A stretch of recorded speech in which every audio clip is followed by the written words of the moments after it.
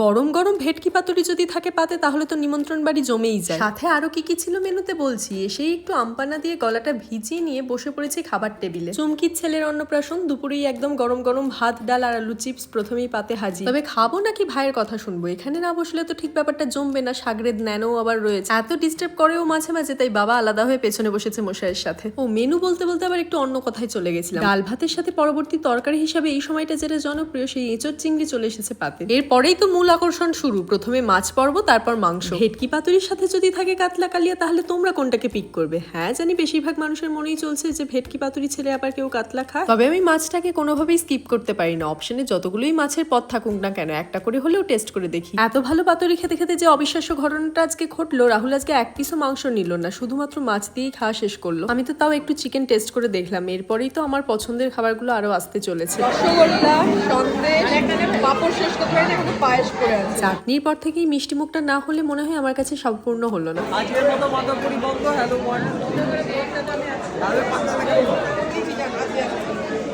খেয়ে সেই সিংহাসন দখল করে নিয়েছে একজন, আর যার অন্নপ্রাশন সে এখন খেয়ে দিয়ে ঘুমোচ্ছে। ওদিকে মান্তুর হাতে আইসক্রিম পান মশলা সব ধরিয়ে দিয়ে চলে এসেছি, কোনোটাই খাইনি আমি। এই যে ধীরাজের ঘুম ভেঙেছে, মা আর ছেলের সাথে কিছু ফটো সেশন করে আমরাও ফিরে পড়লাম বাড়ি। আর ভিডিওটা ভালো লাগলে please do like comment share subscribe and follow করতে ভুলো না কিন্তু। Catch match, stay tuned.